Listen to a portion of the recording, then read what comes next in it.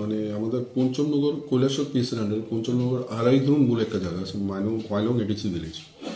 এখানকার একজন ভদ্রমহিলা আছেন দময়ন্তী দেববর্মা, ওনার হাজব্যান্ডের নাম দিলীপ দেববর্মা।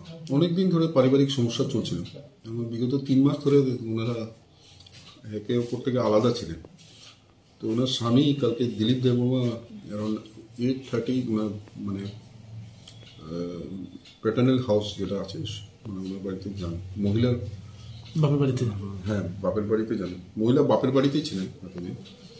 গিয়ে উনি দরজা খোলার জন্য চাপাচাপি করেন। তো মহিলা রাত্র হয়েছে বলে দরজা খুলতে বারণ করে দরজা খোলেননি। তখন এই দিলীপ দেব পিছনের দরজাটা ভেঙে ওনার বাড়ির ভিতরে ঢুকে মহিলাকে টেনে বার করে অ্যাসল্ট করার চেষ্টা করলে ওখানটা একটা দা ছিল, মহিলা ওনার স্বামী দিলীপ দেববর্মাকে এলো পাথরে দা দিয়ে মারেন, যার ফলে ঘটনাস্থলেই দিলীপ দেববর্মার মৃত্যু হয়। আমরা পুলিশ খবর পেয়ে সঙ্গে সঙ্গে যাই, বডি শিফট করে। যেহেতু রাত্রে হয়ে যায় তো মহিলাকে তখন অ্যারেস্ট করা হয় না, তো আমরা বাড়িটা কর্ডন অফ করে নিই।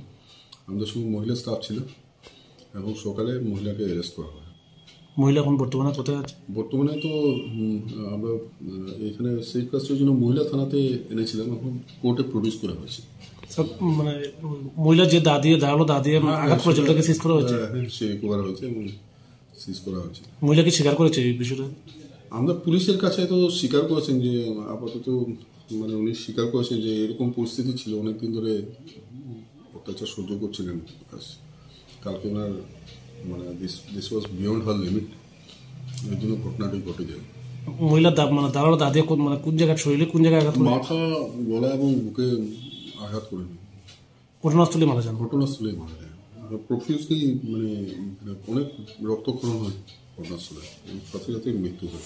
থানায় নির্দিষ্ট মামলা নেওয়া আছে? হ্যাঁ, থানায় মামলার নম্বর হলো 81/2022 আন্ডার সেকশন 302 RPC।